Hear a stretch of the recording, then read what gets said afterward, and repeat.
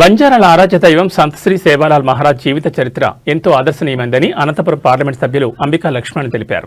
ఆదివారం సేవాఘాట్లో జరిగిన సేవాలాల్ జయంతి ఉత్సవాల ముగింపు కార్యక్రమం సందర్భంగా ఆయన ముఖ్య అతిథిగా హాజరై పలు వేడుకల్లో పాల్గొన్నారు.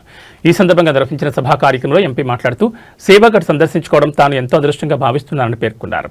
బంజారాల ఆరాధ్య దైవం సంత్ సేవాలాల్ జయంతి కార్యక్రమాన్ని గౌరవ ముఖ్యమంత్రి నారా చంద్రబాబు నాయుడు గారు ప్రభుత్వం అధికారికంగా ప్రకటించి 50 లక్షల రూపాయలు నిధులు కూడా కేటాయించడం జరిగింది. ఈ కార్యక్రమానికి ముఖ్య అతిథిగా ఇచ్చేసి ఈరోజు ఈ కార్యక్రమంలో భాగస్వామ్యం కావడం చాలా అదృష్టంగా భావిస్తున్నాను.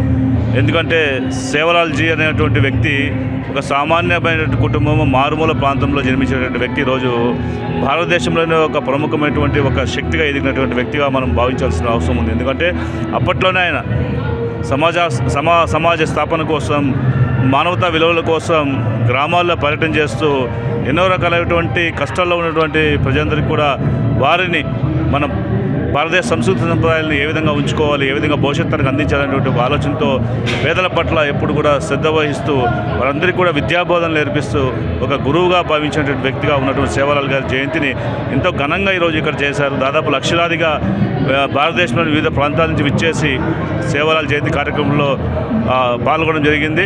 ఈరోజు కూడా అందరూ కూడా చాలా సంతోషంగా, అటు మా మంత్రులు కావచ్చు, లేకపోతే ఎమ్మెల్యేలు కావచ్చు, లేకపోతే ఇతర ప్రజాప్రతినిధులందరూ కూడా ఈ కార్యక్రమంలో భాగస్వామ్యం కావడం అనేది ఒక మంచి కార్యక్రమంగా భావిస్తూ భవిష్యత్తులో కూడా సేవాఘాట్లో సంబంధించినటువంటి ప్రాంతంలో అనేక సంక్షేమ కార్యక్రమాలు ఇంకా రావాలి.